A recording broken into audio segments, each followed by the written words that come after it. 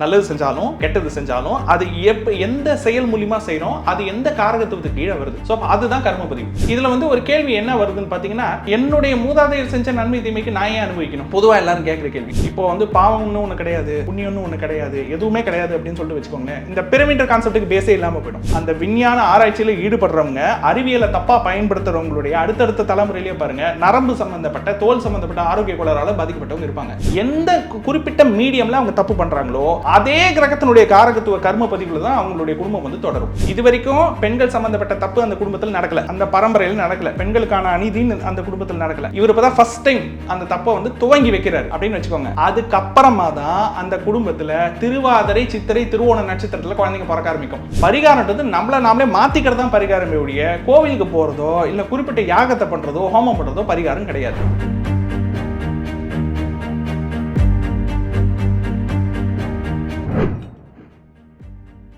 பக்தி குஃபே நேயர்களுக்கு வணக்கம். சமீப காலமாக கர்மா அப்படிங்கிற வார்த்தை பரவலாக பேசப்பட்டுட்டு வருது.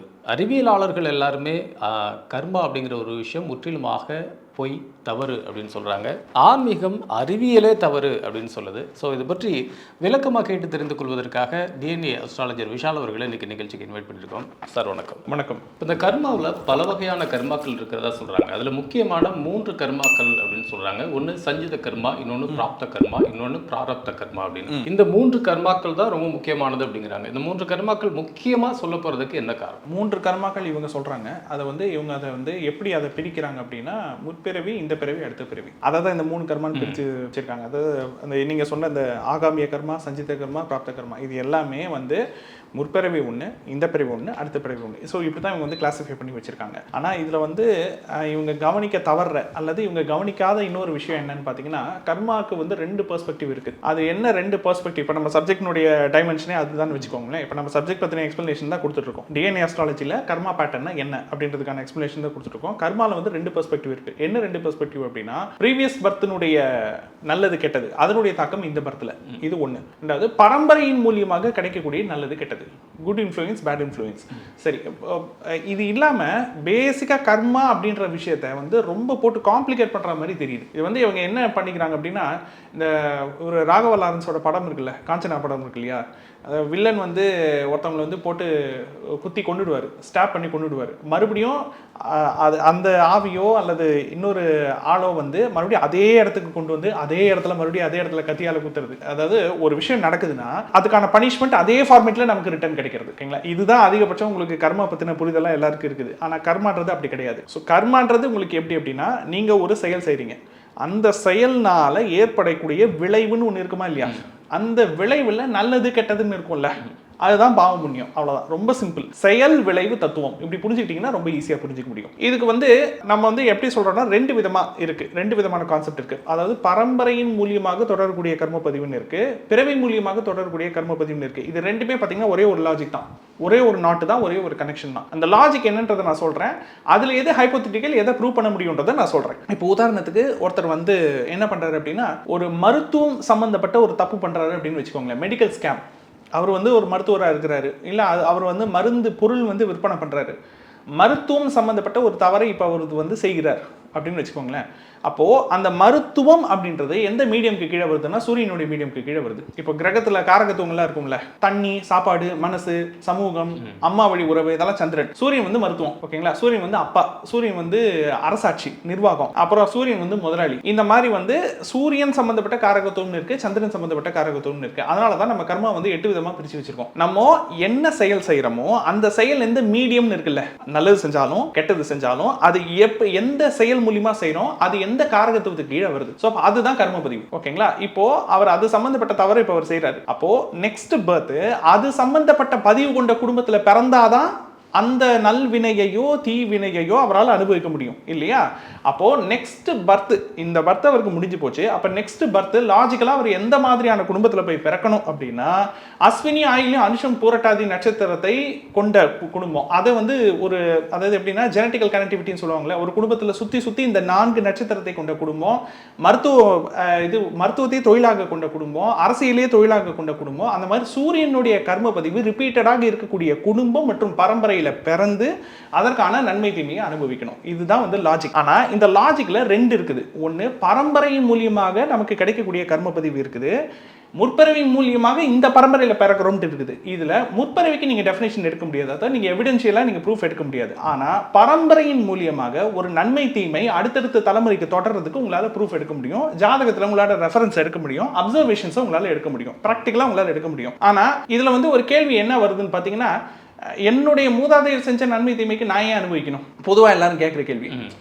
யாரோ தாத்தா பாட்டி ஏதோ பண்ணிட்டாங்க, அப்பா அம்மா ஏதோ பண்ணிட்டாங்க, அது வந்து நான் ஏன் அனுபவிக்கணும் அப்படின்னா, நான் ரொம்ப சிம்பிளாக கேட்குறேன். இப்போது ஒரு தந்தையோ ஒரு பாட்டனோ யாரோ ஒரு குடும்ப தலைவர் ஒருத்தர் இருக்காருங்க, அவருக்குன்னு பொருள் இருக்குது, சேவிங்ஸ் எல்லாம் இருக்கும், பரம்பரை சொத்தெல்லாம் இருக்குது. இப்போது அவர் வந்து செய்யக்கூடாத ஏதோ ஒரு பிஸ்னஸை பண்ணி நஷ்டம் பண்ணிட்டாருன்னு வச்சுக்கோங்க, லாஸ் பண்ணி வீடு எல்லாமே உங்களுக்கு வந்து கடனுக்கு போயிடுச்சு. இப்போ வந்து ஃபேமிலியோட இப்போ அவர் நடுத்தொழில் நிற்கிறாரு. இதில் என்ன இம்பாக்ட்னு பார்த்தீங்கன்னா, தப்பு பண்ணது அவர் தான், அந்த மிஸ்டேக்கை பண்ணது அவர் தான், தெரிஞ்சோ தெரியாமலோ அந்த தப்பு பண்ணது அவர் தான். ஆனால் அந்த தப்புக்கு ஃபேமிலியே சஃபர் ஆகுது இல்லை. ஆனால் இப்போ நம்ம போய் இந்த லாஜிக்கை கொண்டு போய் வைக்க முடியாது, அவர் தப்பு பண்ணதுக்கு பிள்ளைங்க சஃபர் ஆகணும் அப்படின்னு வைக்க முடியாது. அப்போது ஒரு நமக்கு முன்னாடி ஒரு ஜென்ரேஷன் அவங்க எடுக்கக்கூடிய முடிவு சரியோ தவறோ இருந்தா அது நேரடியா நம்மளை பாதிக்குது. அதே மாதிரி ஒருத்தர் வந்து பொருள் ஈட்டுறாரு, ஒருத்தர் ஒரு தொழில் பண்றாரு, இல்ல அவர் வாழ்நாள்ல ஒரு சில நடவடிக்கைகள்ல அவர் வந்து இன்வால்வ் ஆகுறாரு அப்படின்னா, அதன் மூலியமாக அவர்கிட்ட இருந்து வெளி உலகத்துக்கு நல்லது கிடைக்குதா கெட்டது கிடைக்குதான்னு ஒண்ணு இருக்கு இல்லையா? அதாவது மற்றவங்க அவர் மூலியமா மற்றவங்க நன்மையை அனுபவிக்கிறாங்களா இல்ல பாதிப்படைகிறாங்களான்னு இருக்கு இல்லையா? அந்த நன்மையும் தீமையினுடைய விளைவு நம்மளுடைய ஜீன்ல தொடரும், நம்மளுடைய பரம்பரையில தொடரும். இதுதான் கர்மானுடைய கான்செப்ட். ஆனா வேதங்கள்ல கர்மா அப்படிங்கிற சொல்லாடலே கிடையாது அப்படின்னு நிறைய அறிஞர்கள் சொல்றாங்க. ஓகே. திருக்குறள்லையும் திருவள்ளுவர் கர்மா பத்தி ஒரு சில விஷயங்கள் சொல்லியிருக்கிறாரு. அது என்னன்னா, ஒருத்தன் எப்படி நடந்துக்கிறானோ அதே மாதிரி அவன் ஆயிடுறான் அப்படின்னு சொல்லியிருக்கிறாரு. பௌத்த இலக்கியங்கள்ல புத்தர் சைட்ல இருந்து சொல்லப்பட்ட விஷயங்கள் கர்மாவை பத்தி என்ன இருக்கு அப்படின்னா, இந்த பிறவியில நீ என்ன பண்றியோ அதுக்கேற்ற மாதிரியான விஷயங்கள் நடக்கிறது, அதுதான் கர்மா அப்படிங்கிறாரு. அது மாதிரி திருமந்திரத்துல 68 பாடல்கள்ல கர்மா அப்படிங்கிறது சொல்ல வருது. அந்த அத்தனை பாடல்கள்லையுமே இந்த பிறவியில என்ன பண்றோமோ அதுதான், நீ எப்படி நடந்துக்கிறியோ அந்த மாதிரியான விஷயங்கள் தான் உன் வாழ்க்கையில நடக்குது அப்படின்னு. இங்க எங்கேயுமே முற்பிறவி அப்படிங்கிற ஒரு விஷயத்தையே எதுலையுமே சொல்லப்படல. ஓகே. இந்த பிறவியில என்ன நடக்குதோ, ஓகே, இப்போ நீ என்ன ரியாக்ட் பண்றியோ அதுக்கு உண்டான ரியாக்ஷன் தான் கர்மா அப்படிங்கிறாங்க.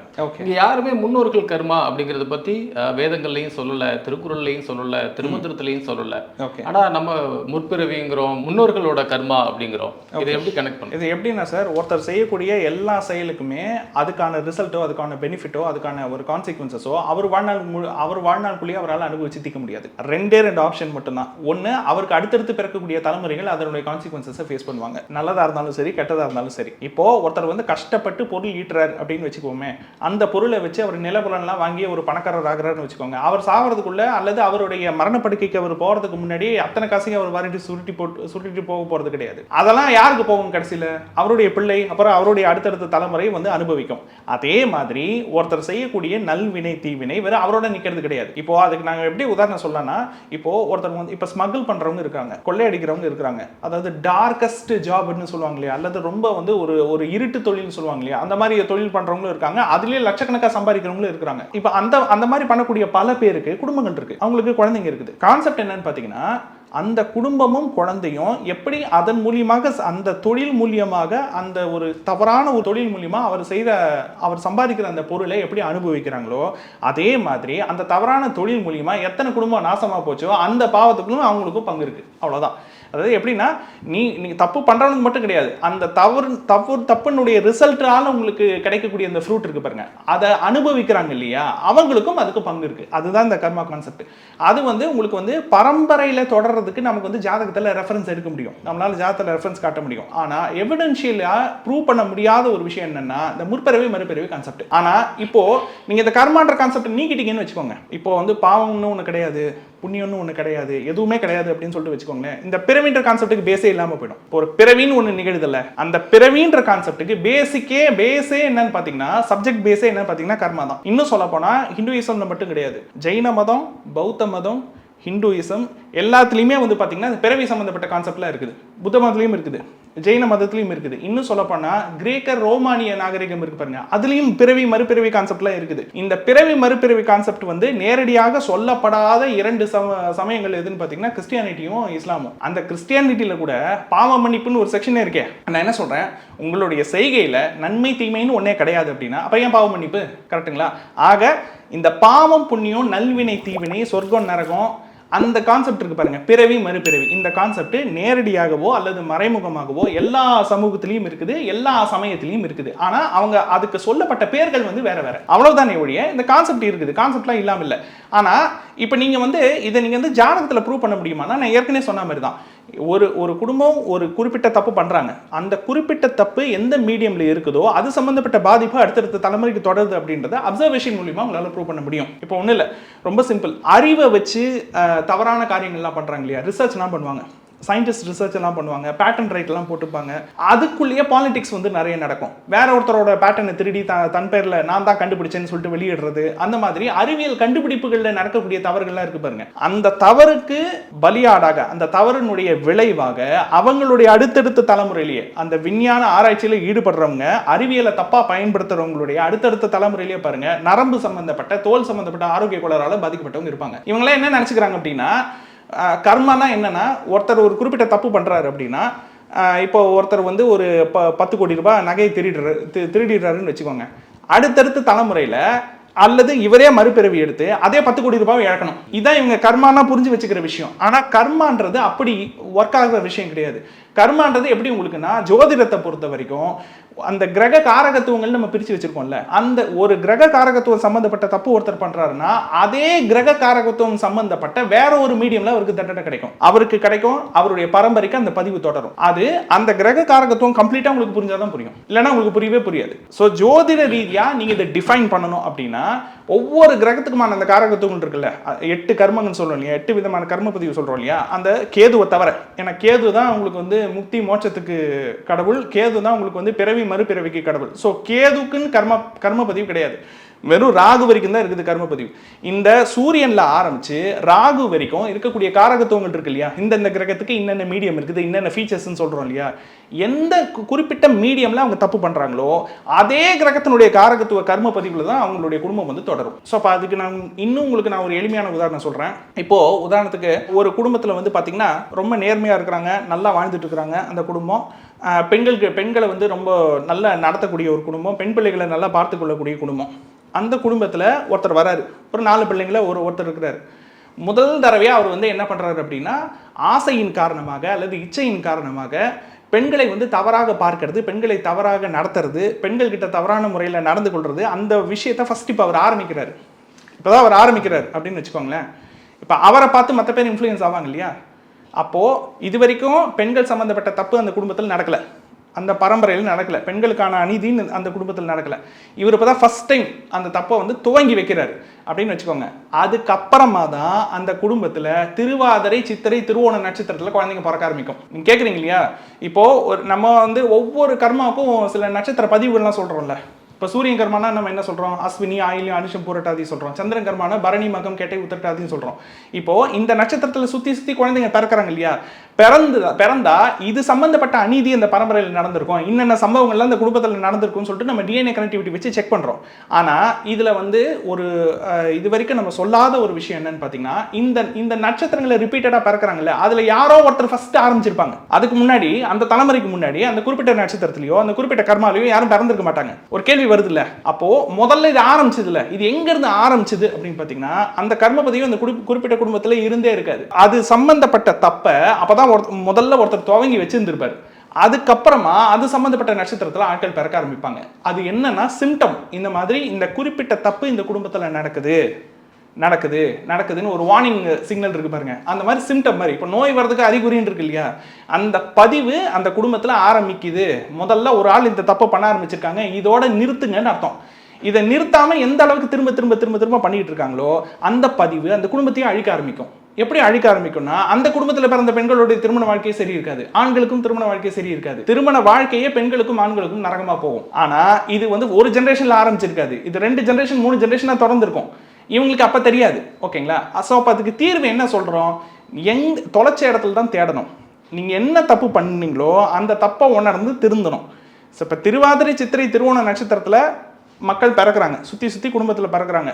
இப்போ ப்ரோக்ராம் பார்க்குறவங்க கேட்பாங்க, சரி சார் இங்கே முன்னோர் தப்பு பண்ணிட்டாங்க, இப்போ திருவாதிரை சித்திரை திருவோண நட்சத்திரத்தில் ஆட்கள் பறந்துட்டாங்க, நீங்கள் சொன்ன மாதிரியே பெண்கள் ரொம்ப குடும்பத்தில் கஷ்டப்பட்டுட்டு இருக்காங்க, திருமண வாழ்க்கையெல்லாம் ஆண்களும் கஷ்டப்பட்டுட்டு இருக்காங்க, இதுக்கு என்ன சார் தீர்வு அப்படின்னா, இனி அடுத்து பிறக்கக்கூடிய ஆண் வாரிசுகள் இருப்பாங்கல்ல, ஓகேங்களா, அவங்கள வளர்க்குற விதத்தில் கவனத்தோடு இருக்கணும். இனியாவது பெண்களை மதிக்க கற்றுக்குங்க, இனியாவது பெண்களை கஷ்டப்படுத்தாதீங்க, இனியாவது மனைவியை கஷ்டப்படுத்தாதீங்க, இனியாவது பெண்கள்கிட்ட பிஹேவியரில் ஒழுங்காக நடந்துக்கோங்க அப்படின்னு சொல்லிட்டு அந்த ஆண்களை வளர்க்கும் விதம்னு இருக்கு இல்லையா, கேரக்டரைசேஷன் ஒன்று இருக்கு பாருங்க, அந்த கேரக்டரில் கரெக்டாக இருக்கணும். அதுதான் நம்ம சொல்லக்கூடிய பரிகாரம். பரிகாரம்னா என்னன்னா ரெண்டு விஷயம். மனநிலை என்பது ஜாதகம், மன மாற்றம் என்பது பரிகாரம். முதல்ல நம்ம என்ன தப்பு நடந்திருக்கு அப்படின்றத தெரிஞ்சுக்கிட்டு அந்த தப்பை நாம செய்யாமல் இருக்கணும், அந்த தப்புலேருந்து நாம திருந்தணும். திருந்தி நல்வழிப்படுதல் இருக்கு பாருங்க, அந்த நல்வழிப்படுதல் தான் அந்த கர்மாவுக்கு தீர்வு. ஒரு தப்பு பண்ணிட்டோம், ஓகே, இப்போ அதுக்கு பிராயச்சித்தம் ஒன்று பண்ணுவோம்ல, ஒரு நல்லது பண்ணுவோம்ல. இப்போ நீங்கள் சினிமாலையும் சரி பல இடத்துலையும் சரி, இப்போ விபத்து ஒன்று நடந்துருச்சுன்னு வச்சுக்கோங்க, ஒருத்தர் யாராச்சும் உயிர் சேதம் ஏற்பட்டுருச்சு அப்படின்னா, இவர் பணக்காரராக இருக்கும் பட்சத்தில் ஒரு எதிராளி ஒரு குடும்ப தலைவராக இருக்கிறாரு அப்படின்னா இவர் என்ன பண்ணுவார், சரி அவரை மறுபடியும் என்னால் திரும்ப கொண்டு வர முடியாது, ஆனால் அவர் இருந்து என்ன செய்வாரோ என்னால் முடிஞ்ச சப்போர்ட், பொருளாதார சப்போர்ட் பண்ணுறேன்னு சொல்லிட்டு ஏற்றுக்கிறதுன்னு இருக்கு பாருங்க. அந்த மாதிரி தான் கர்மாவுக்கு பரிகாரம். பரிகாரன்றது நாமளே மாற்றிக்கிறது தான் பரிகாரமே ஒழிய கோவிலுக்கு போகிறதோ இல்லை குறிப்பிட்ட யாகத்தை பண்ணுறதோ ஹோமம் பண்ணுறதோ பரிகாரம் கிடையாது. மற்றபடி கர்மான்றது உங்களுக்கு பதிவு, நீங்கள் என்ன மீடியமில் அந்த தப்பு செய்கிறீங்கன்றது இருக்குது. அதுக்கு இன்னொரு உதாரணம் நான் சொல்கிறேன். சைக்காலஜி அப்படின்னு ஒரு விஷயம் இருக்குதுங்க. இப்போ சில பேர் பார்த்தீங்கன்னா, சில குடும்பத்தில் பார்த்தீங்கன்னா சில கேரக்டர்ஸ் ரொம்ப விசித்திரமான கேரக்டர்ஸ், நீங்கள் அவங்கள பார்த்தாலே ஐடென்டிஃபை பண்ணலாம். எப்படின்னா மற்றவங்களை அழ வைப்பாங்க, ஒரு சாடிஸ் மாதிரி பிஹேவ் பண்ணுவாங்க, சாதாரண ஒரு கான்வர்சேஷனை சண்டையாக மாற்றுவாங்க. கவனிச்சிருக்கீங்களா? இது நிறைய குடும்பத்தில் நீங்கள் பார்த்துருக்கலாம். ரொம்ப சாதாரணமாக இருக்கும் ஒரு கான்வர்சேஷனு, ஒரு நல்ல விதமாக பேச வருவாங்க, அதை இவங்க தப்பா நீ என்னை இப்படி தான் சொன்ன, நீ எப்படி அப்படி சொல்லலாம் அப்படின்னு சொல்லிட்டு இவங்களே சாடிஸ்ட் மாதிரி நடந்துட்டு இவங்க என்ன பண்ணுவாங்க, அவங்கள உளவியல் ரீதியாக ஹர்ட் பண்ணுவாங்க. ஹர்ட் பண்ணி அவங்களோட மூடை ஸ்பாயில் பண்ணுவாங்க, ஸ்பாயில் பண்ணி அவங்களை அழ வைப்பாங்க. இந்த சைக்காலஜிக்கல் டார்ச்சரை கொடுத்து இவங்க எப்படி இருக்காங்களோ இல்லையோ, இவங்க தெளிவாக இருந்துட்டு அவங்கள அரமெண்டல் ஆக்கிடுவாங்க. இந்த மாதிரி பல குடும்பத்தில் நடக்கும். எந்த குடும்பத்திலலாம் இந்த மாதிரி சைக்காலஜிக்கல் டார்ச்சர் பண்ணுறாங்களோ அப்போ அதுக்கான பலனை அனுபவிக்கணும்ல. இப்போ இவங்க தப்பு பண்ணுறாங்க, அதுக்கான பலனை அனுபவிக்கணும். அப்போ சைக்காலஜிக்கு கடவுள் யாருன்னு பார்த்தீங்கன்னா சந்திரன். நம்ம 9 கிரகத்தில் சைக்காலஜிக்கு அதிபதி யாருன்னா சந்திரன். எந்த குடும்பத்தில் சைக்காலஜிக்கல் டார்ச்சர் நடக்குதோ அந்த பரம்பரையில் பாருங்க, பரணி மகம் கேட்டை உத்திரட்டாதியில் தொடர்ந்து குழந்தைங்க பார்த்துட்டே இருப்பாங்க. அந்த குடும்பத்தில் ஹோட்டல் பிஸ்னஸ் பண்ணி நாசமாக போனவங்க, சந்திரனுடைய காரகத்துவமான தண்ணி இருக்கு பாருங்க, வாட்டர் ஆக்சிடென்ட் நடக்கிறது, தண்ணியில் முழுகி இறந்து போகிறது, தண்ணியில் முழுகி காப்பாற்றப்படுறது, அதாவது உயிர் போகிற தருவையில் காப்பாற்றப்படுறது, வயிறு சம்பந்தப்பட்ட செரிமானம் சம்பந்தப்பட்ட ஆரோக்கிய கோளாறு இருக்கிறது, இதெல்லாம் அந்த பரம்பரையில் தொடரும். ஆனால் இதை யாராச்சும் ஒருத்தர் ஆனா போட்டு ஆரம்பிச்சு வச்சிருப்பாரு, ஓகேங்களா? அங்கிருந்து தான் இந்த கர்மான்றது ஆரம்பம், ஓகேங்களா? இப்போ இதுக்கு நம்ம இந்த பரம்பரையில இவர் ஆரம்பிச்சிருக்காரு, இதுல இருந்து இது தொடருது அப்படின்றதுக்கு நம்ம ரெஃபரன்ஸ் எடுக்க முடியும், நம்ம அப்சர்வேஷன் எடுக்க முடியும். ஆனா அது ப்ரீவியஸ் பர்த்ல இருந்து இவங்க எந்த பர்த்ல அந்த தப்பு பண்ணாங்க, எதனால இந்த குடும்பத்துக்குள்ள சிக்கினாங்கன்றதுக்கு நம்ம டைரக்டா எவிடன்ஸ் எடுக்க முடியாது. ஆனா லாஜிக் என்னன்னு பாத்தீங்கன்னா, இப்போ நீங்க கேட்கலாம், சார் ஒருத்தர் ஆரம்பிச்சிட்டாரு அந்த குடும்பத்துல, அந்த பதிவுல அடுத்தடுத்து தலைமுறையில இந்த நட்சத்திரத்துல பிறக்கிறாங்க, பிறந்து அவர் செய்த நன்மை தீமைக்கான பலனை இவங்க அனுபவிக்கிறாங்க அப்படின்னு வச்சுப்போம். இவங்க ஏன் அனுபவிக்கணும்னு ஒரு கேள்வி வருது இல்ல, யாரோ பண்ண தப்புக்கு நான் ஏன் அனுபவிக்கணும்னு ஒரு கேள்வி வருது இல்லையா? அந்த கேள்விக்கான லாஜிக் தான் என்னோட ப்ரீவியஸ் பர்த். ஸோ நம்ம என்ன ப்ரீவியஸ் பர்த்தில், இதற்கு முன்பான ஜென்மத்தில், இதற்கு முன் பிறவியில் நம்ம என்ன தவறு செஞ்சோமோ அது சம்மந்தப்பட்ட கரெக்டான பேட்டர்ன், என்ன மீடியமில் அந்த தப்பு பண்ணமோ அந்த மீடியமில் அதே பேட்டர்ன் இருக்கிற குடும்பத்தில் பிறந்தாதான் அந்த கனெக்ஷனையும் அந்த இன்ஃப்ளூயன்ஸையும் அனுபவிக்க முடியும். ப்ரீவியஸ் பர்த் அப்படிங்கிறீங்க, ஆனால் வேதங்கள்லையும் சரி, திருக்குறள்லையும் சரி, பௌத்தத்துலேயும் சரி, திருமந்திரத்துலேயும் சரி, நான் சொல்ல இந்த மாதிரியான விஷயங்கள் முற்பிறவி அப்படிங்கிற ஒரு விஷயமே இல்லை, அப்படி சொல்லப்படலன்னு சொன்னேன். அதை தாண்டி சித்தர்கள் எழுதி வச்சுட்டு போன குறிப்புகள் இருக்கு இல்லையா, அந்த குறிப்புகளில் திருமூலல் ஆரம்பித்து பேய் சித்தர் வரைக்கும் எந்த சித்தர்களோட குறிப்பேடுகள்லையுமே எதுலேயுமே முற்பிறவி அப்படிங்கிற ஒரு விஷயத்த கர்மாவை கூட கனெக்ட் பண்ணவே இல்லை. எல்லாமே கரண்ட்லி நீ என்ன பண்றியோ, இப்ப நீ என்ன பண்றியோ அதுக்கேற்ற மாதிரி விளைவுகள் நீ இப்பயே நீ அனுபவிக்கணும், இதுதான் கர்மா அப்படிங்கிறாங்க. இதுல முற்பிறவிக்கு உண்டான எந்தவித ஆதாரமே இல்லையே.